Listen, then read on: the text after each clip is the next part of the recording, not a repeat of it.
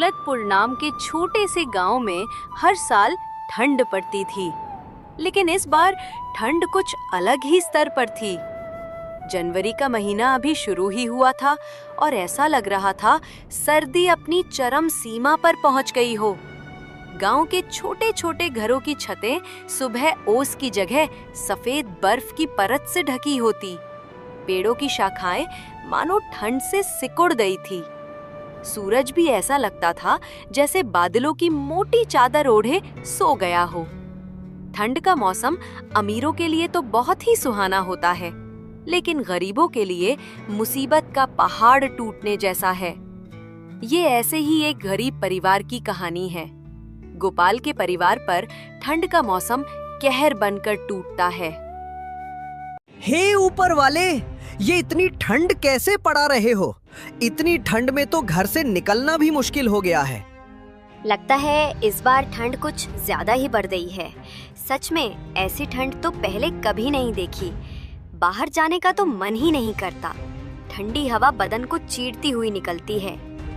हाँ मीरा, और देखो सूरज भी जैसे मानो लुका छुपी खेल रहा है। दिन भर कोहरा छाया रहता है। लगता है कि ठंड और बढ़ती चली जाएगी। सच में इस बार ठंड ने तो सबकी हालत खराब कर दी है। तुम बाहर कैसे जाओगे? तुम्हें तो सुबह सुबह उठकर सेठ हीरालाल की दुकान पर जाना पड़ता है। हम तो फिर भी घर में रहते हैं और चूल्हे के पास बैठकर कुछ गर्माहट ले लेते हैं। क्या करे मीरा, काम तो करना ही पड़ेगा। सेठ जी को तो कोई फर्क नहीं पड़ता कि कितनी ठंड है।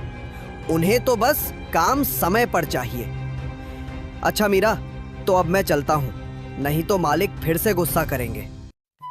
गोपाल एक चाय की दुकान पर चाय बनाने का काम करता था, जहां उसे बहुत कम पैसे मिलते हैं और उसके परिवार का गुजारा बस किसी तरह से चल रहा था। दौलतपुर गांव में हर साल सर्दी का मौसम आता था, लेकिन इस बार ठंड कुछ ज्यादा ही भयानक थी। आमतौर पर गांव के लोग सर्दी को हंसी खुशी सहन कर लिया करते थे, लेकिन इस बार मौसम ने सभी को मुश्किल में डाल दिया। ठंडी हवाओं के साथ साथ आसमान में घने बादल छाए रहते, जिससे दिन भर धुंध का माहौल बना रहता था। गांव का चौपाल, जहां आम दिनों में लोग बैठकर बातें किया करते थे, अब सुनसान पड़ा था। ठंड ने हर किसी को घर में कैद कर दिया था। अंकुश के पापा, आज घर में बहुत थोड़ा सा आटा है। बस 2 ही रोटी बन पाई है। एक रोटी मैंने आपके लिए बांध दी है, दिन में खा लेना। बच्चों को आधी आधी रोटी खिला दूंगी।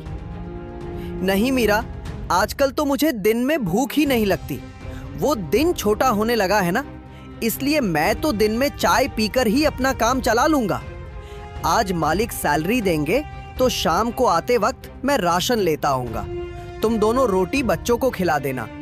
मीरा को पता था कि सिर्फ एक कप चाय पीने से पेट नहीं भरता, लेकिन वो हालातों के आगे मजबूर थी।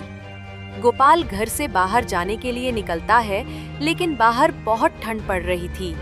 आसमान से बर्फ के बड़े बड़े टुकड़े गिर रहे थे। गोपाल के पास एक भी गर्म कपड़ा नहीं था। धोती कुर्ते में गोपाल ठंड के मारे कांपने लगा।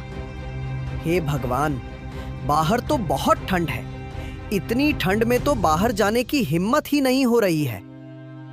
अपने आप को संभालता हुआ गोपाल कड़कती ठंड में भी मालिक की दुकान पर सुबह 6 बजे पहुंच गया। आ गया तू? चल जल्दी से सारे बर्तन धो दे। बर्तन धोकर फटाफट अदरक वाली चाय बना, ग्राहक आने वाले हैं। जी मालिक, अभी बर्तन धो देता हूँ। बर्फ जैसे ठंडे पानी में बर्तन धोना गोपाल के लिए बहुत मुश्किल होता था, लेकिन वो कहते हैं ना कि गरीबी सब कुछ करा देती है। बर्तन धोकर गोपाल ने ग्राहकों के लिए चाय बनाई और सबको चाय दी। चूल्हा जलाने के बाद गोपाल को ठंड से थोड़ी राहत मिली। गोपाल का बहुत मन हो रहा था कि एक कप चाय वो भी पी ले। हे भगवान, ठंडे पानी से बर्तन धोने के बाद हाथ तो मानो जैसे जम ही गए। इतनी ठंड हो रही है, क्यों ना एक कप चाय मैं भी पी लूं। उसने मालिक को एक कप चाय दी और खुद भी एक कप चाय पीने लगा।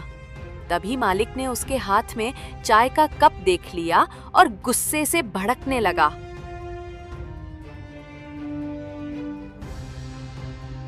ये क्या गोपाल, तुम्हें यहाँ चाय बनाने के लिए रखा गया है या चाय पीने के लिए? मालिक, वो बहुत ठंड लग रही थी, गलती हो गई मालिक, आगे से चाय कभी नहीं पीऊंगा।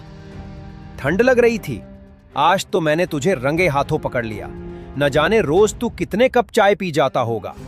अब रोज के 2 कप चाय के पैसे तेरी सैलरी से काटूं तब तुझे समझ आएगा। मुफ्त का सामान मिला नहीं कि लूटना शुरू।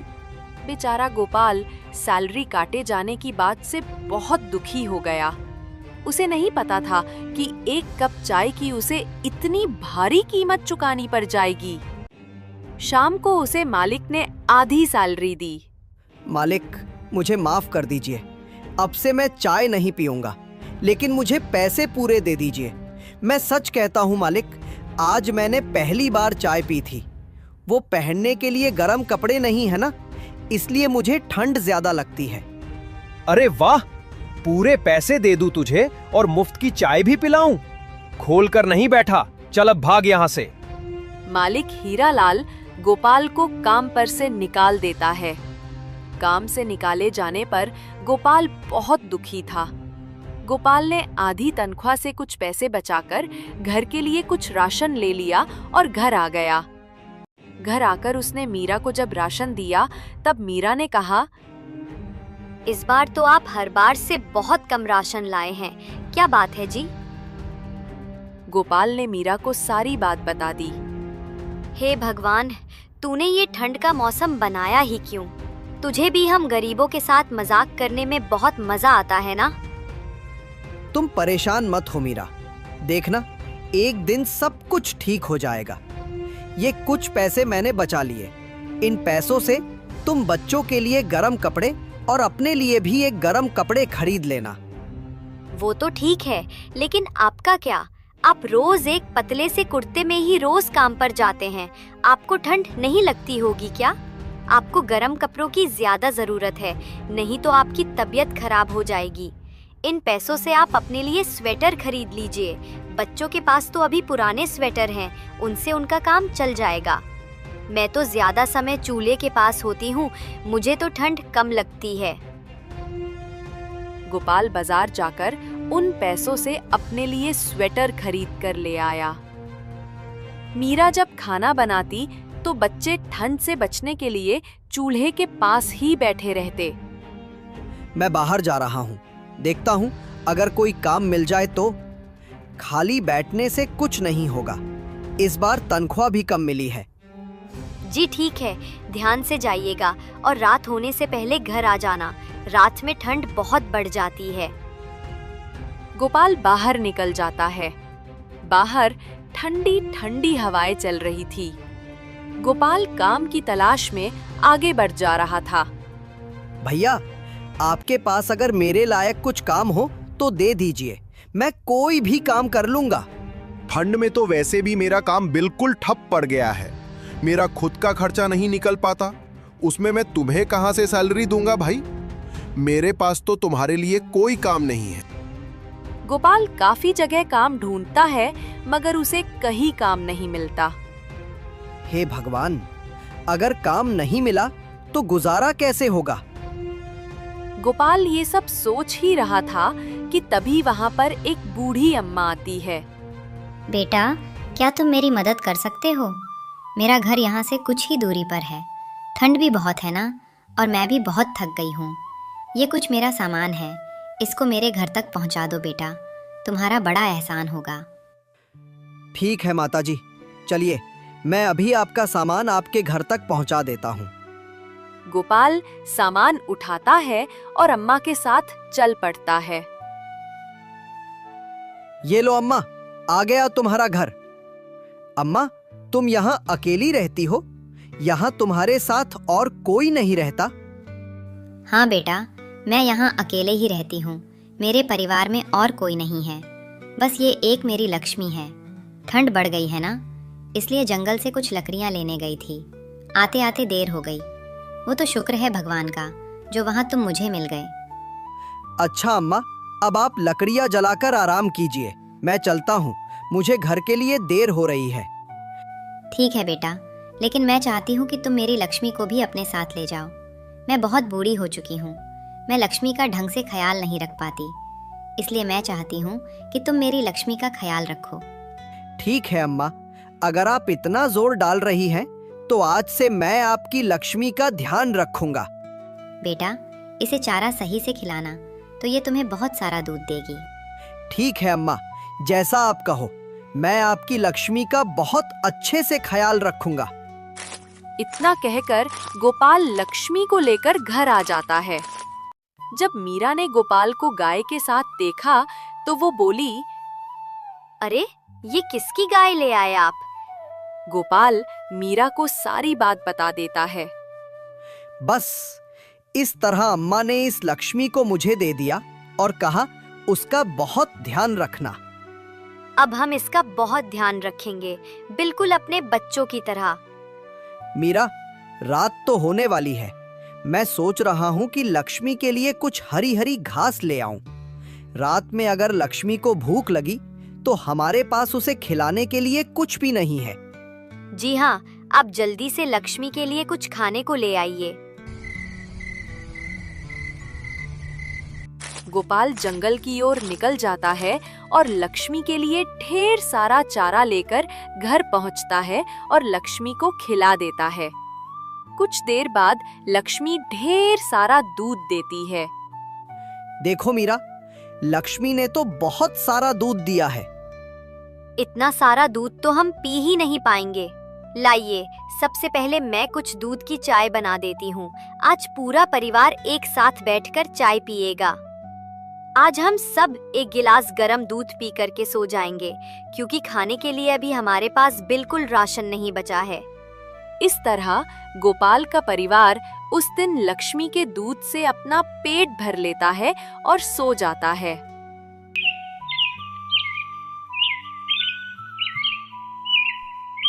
जी, मैं सोच रही हूँ हमारे पास काफी सारा दूध हो गया है, तो क्यों ना आप दूध से चाय का काम खोल लें।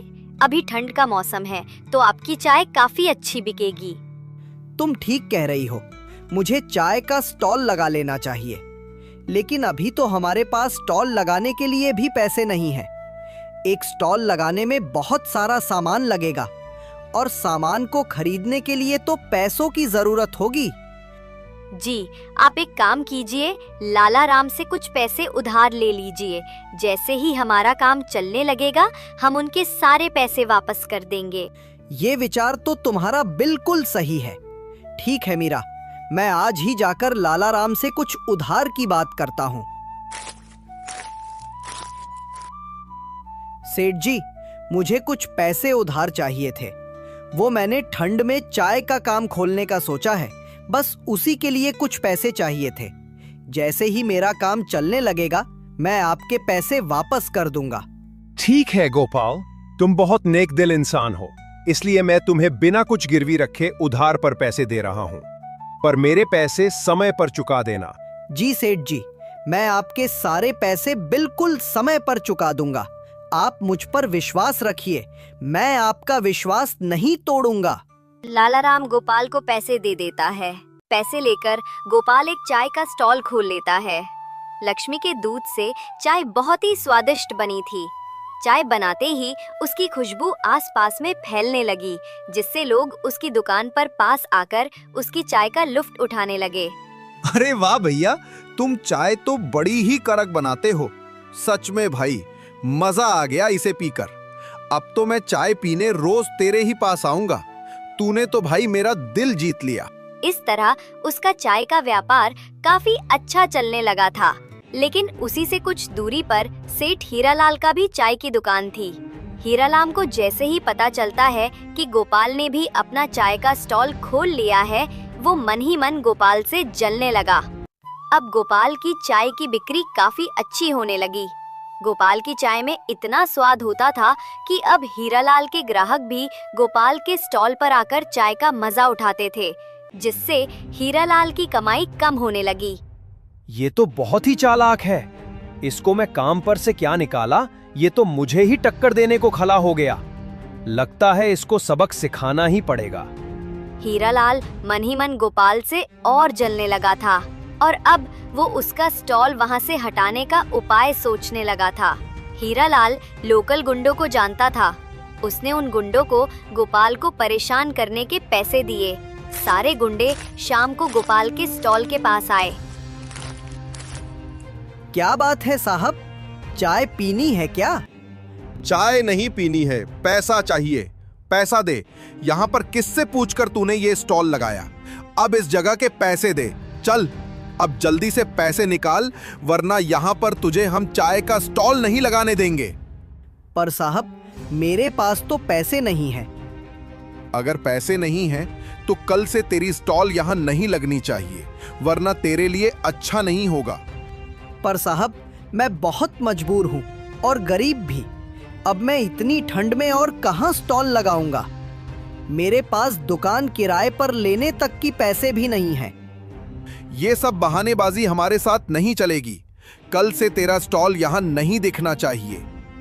वो गुंडे गोपाल को धमकाकर वहाँ से चले जाते। फिर अगले दिन गोपाल फिर से वहाँ चाय का स्टॉल लगा लेता है। गोपाल का ठेला फिर से वहीं देख हीरालाल को बहुत गुस्सा आता है और उन गुंडों से कहता है, मैंने तुम्हें किस बात के पैसे दिए थे? गोपाल का स्टॉल यहाँ से हटा क्यों नहीं? अरे भाई, हमने तो कल उसको खूब धमकाया था, पर लगता है हमारी धमकी का उस पर कोई असर नहीं हुआ। अरे सिर्फ धमकी से कुछ नहीं होगा।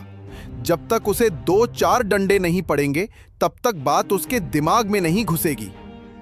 ठीक है भाई, अब आप देखते जाइए हम किस तरह उसका स्टॉल बंद करवाते हैं। हे प्रभु, रक्षा करना। उन गुंडों की नजर से मुझे बचा लेना प्रभु। वो गुंडे फिर गोपाल के पास आते हैं। अरे तूने अभी तक चाय के स्टॉल क्यों नहीं बंद किया? लगता है तू ऐसे नहीं मानेगा। गोपाल उस समय चाय बना रहा था। चाय की खुशबू जब गुंडों की नाक के पास से गुजरती है। चाय की खुशबू तो बहुत अच्छी आ रही है। चल पहले हम सबके लिए एक कप चाय लगा। गुंडे जैसे ही गोपाल की चाय पीते हैं। अरे वाह, तू चाय तो बड़ी कड़क बनाता है। सच में बड़ी ही स्वादिष्ट चाय है। तू चिंता मत कर चाय वाले, अब तुझे हमारे होते हुए यहाँ से कोई नहीं हटाएगा। गुंडे जैसे ही गोपाल की चाय पीते हैं, वो गुंडे डंडा लेकर वापस हीरालाल के पास पहुँच जाते हैं और उसकी ही पिटाई कर देते हैं। ये ले अपने पैसे, और आगे से उस ठेले वाले को परेशान किया तो हमसे बुरा कोई नहीं होगा। गुंडे उल्टा हीरालाल को ही धमकी देकर वहाँ से चले जाते हैं। गुंडों की धमकी से डरकर हीरालाल ने अब गोपाल को परेशान करना बंद कर दिया। गोपाल अब आराम से चाय की स्टॉल लगाता है और कड़कती ठंड में लोगों को गर्मा गर्म चाय पिलाता है।